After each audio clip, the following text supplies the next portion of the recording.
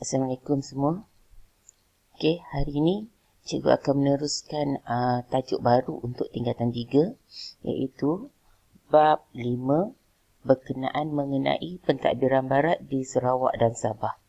Okey, untuk kali ini kita akan lihat kepada 5.1, iaitu latar belakang pemerintahan tempatan di Sarawak dan juga di Sabah. Okey ya.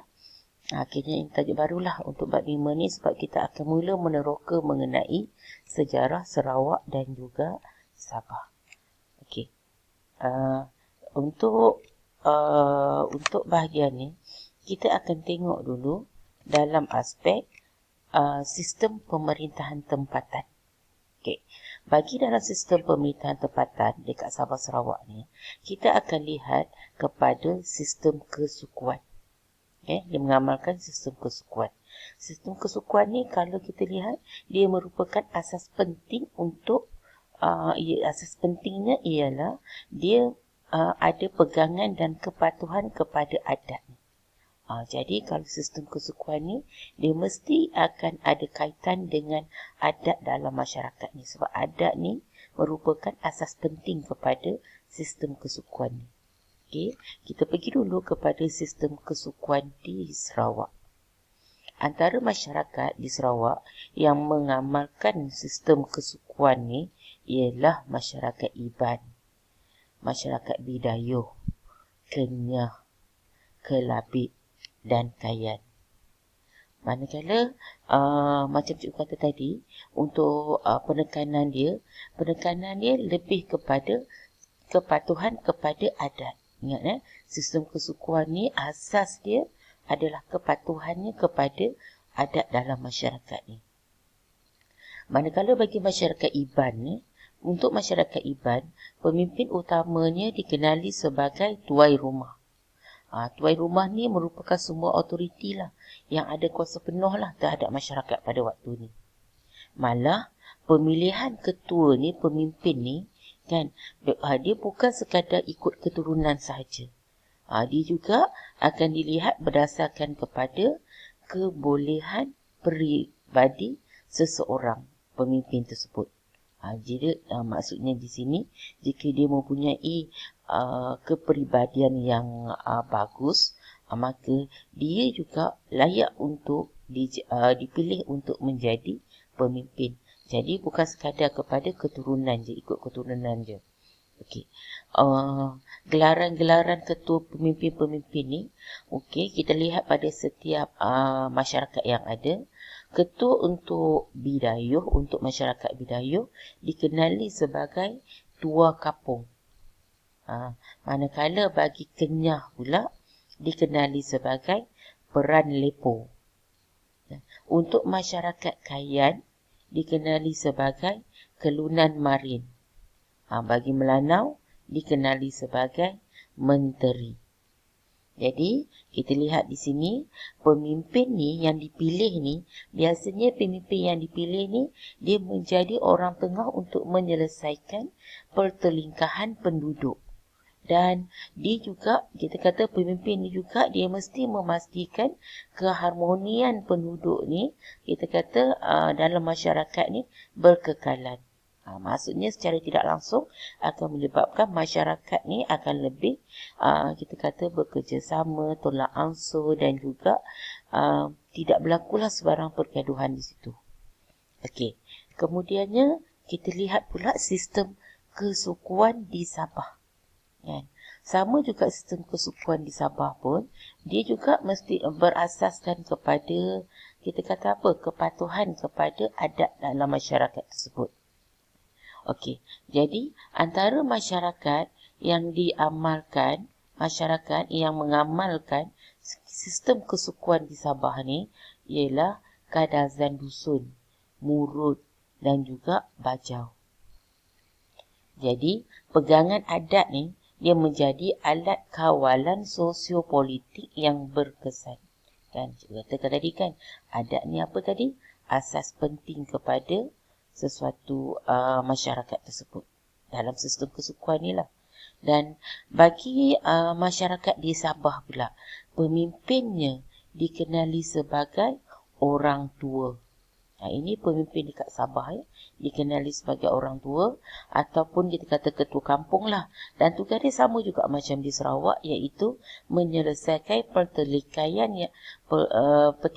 yang berlaku dalam masyarakat tersebut. Dan sistem pemerintahan ni kita lihat dia mengandungi dua. Satu adalah majlis kampung dan yang kedua adalah majlis adat. Apa dia majlis kampung dengan tukang-tukang adat. Tersilap cikgu tadi sebut majlis adat tak, tukang-tukang adat. Okey, antara dua ni, majlis kampung dengan tukang-tukang adat ni okey, kalau majlis kampung ni adalah dia membantu, peranan dia membantu orang tua dalam pengurusan adat dan kehidupan seharian. Itu tugas majlis kampung. Maksudnya bahagian pengurusan adat dan kehidupan seharian. Manakala bagi tukang-tukang adat ni pula, dia memastikan upacara adat tu dilakukan dengan betul bagi elakkan sebarang bencana. Jadi majlis kampung ni diuruskan adat dan kehidupan seharian. Manakala tukang-tukang adat ni dipastikan upacara yang dilakukan tu betul. Maksud tak salah lah upacara yang betul kan, yang dilakukan tu. Okey. Bagi masyarakat Bajau, masyarakat Bajau ni, mereka ni tinggal di bahagian pantai timur Sabah. Pantai timur Sabah. Jadi, pemimpin dia kita kenali sebagai Matua. Matua ni dianggap berperanan sebagai pelindung adat dan kepentingan anak buah. Ini kita kata Matua. Jadi, kita tahu pemimpin ni dikenali sebagai Matua. Masyarakat Bajau di pantai timur Sabah. Kita kena lihat di Sabah ni dia terbagi kepada dua. Nanti kita akan lihat nanti dari segi pengaruh dia. Kalau bahagian timur Sabah ni di bawah Kesultanan Sulu. Kan? Kalau selain daripada timur Sabah ni, maksudnya bahagian pantai barat Sabah, dia berada di bawah Kesultanan Brunei. Sebab tu kita lihat gelaran dia berbeza. Kalau dekat pantai timur, dia menggunakan gelaran Matua. Okey, ingat ni anak murid Matua. Okey. Kemudian kita lihat pula untuk bahagian yang kedua, iaitu sistem pentadbiran tempatan. Bagaimana sistem pentadbiran tempatan ni? Okey, sistem pentadbiran tempatan ni sama juga, kita akan lihat sistem pentadbiran di Sarawak dan sistem pentadbiran di Sabah. Okey, sebelum tu cikgu nak terangkan sedikit tentang pengaruh tadi. Okey, untuk Kesultanan Brunei. Kesultanan Brunei ni pengaruh dia merangkumi kawasan-kawasan di Sarawak dan Sabah. Maksudnya ada kawasan di Sarawak ni dan Sabah ni berada di bawah pengaruh Kesultanan Brunei. Manakala di bahagian pantai timur Sabah, hanya pantai timur Sabah sahaja, Kesultanan Sulu, mereka ni berada di bawah Kesultanan Sulu. Ingat Okey, yang berada di bawah Kesultanan Brunei adalah Sabah dan Sarawak lah. Tapi Sabah ni kita tengok selain daripada pantai timur Sabah. Maksudnya di bahagian pantai barat Sabah.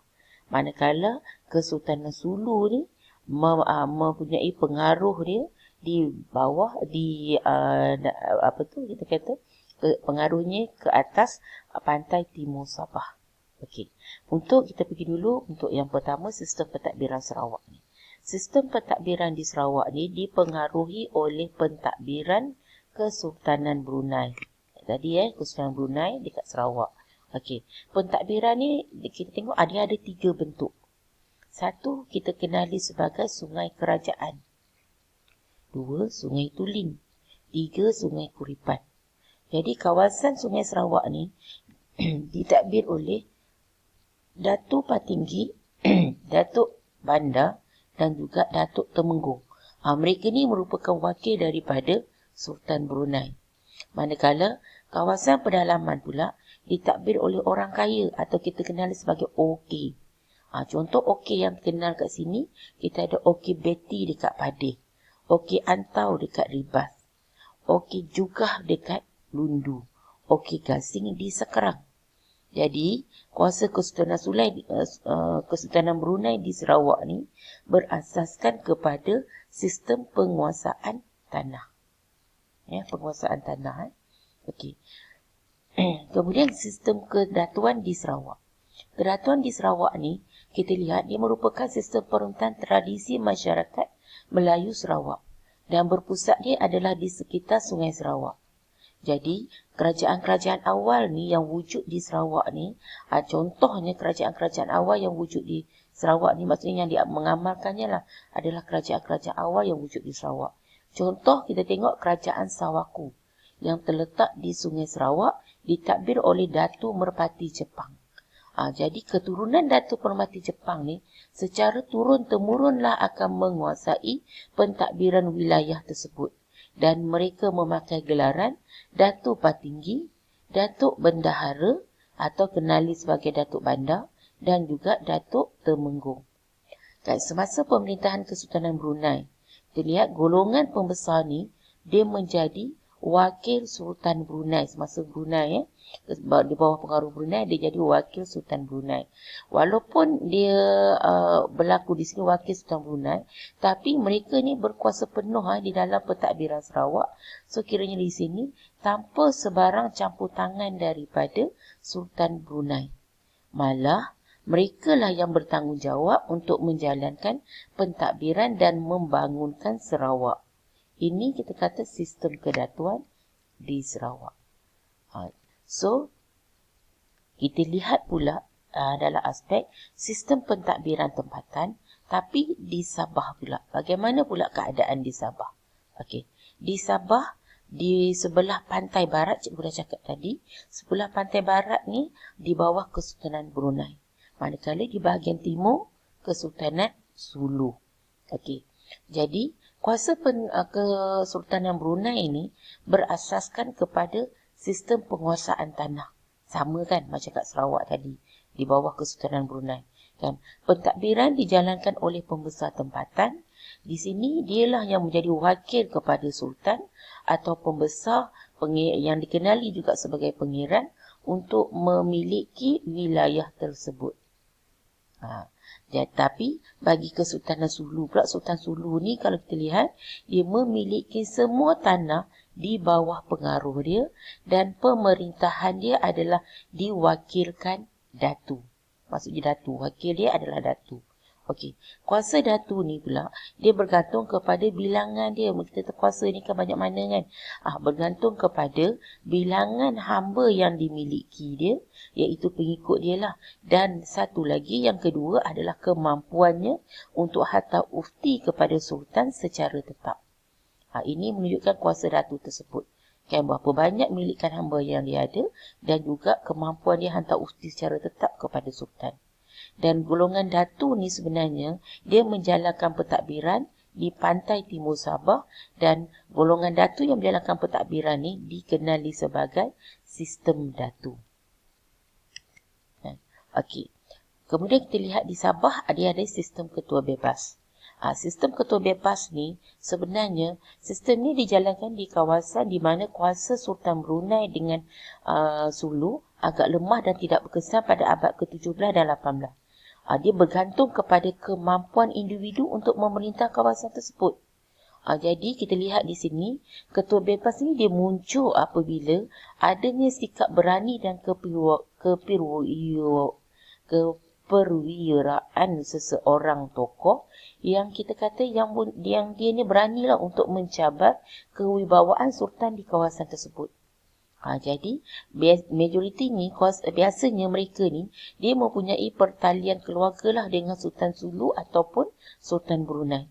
Dan mereka ni akan buat undang-undang tersendiri dan tidak mengiktiraf kuasa lain. Antara kuasa bebas ni, contohlah ketua bebas ni kita ada Syahrul Osman 1830 hingga 1840 yang berkuasa di Kak Marudu, Datuk Kerunding berkuasa di Tunku dan abad ke-19 dan mereka berkuasa dan bertanggungjawab untuk menjalankan pentadbiran di kawasan masing-masing. Jadi kita lihatlah secara tak langsung ini yang kita kata sistem pemerintahan dan pentadbiran yang berlaku di Sabah dan Sarawak. Cikgu harap kamu dapat memahami apa yang cikgu terangkan. So, sekian. Terima kasih.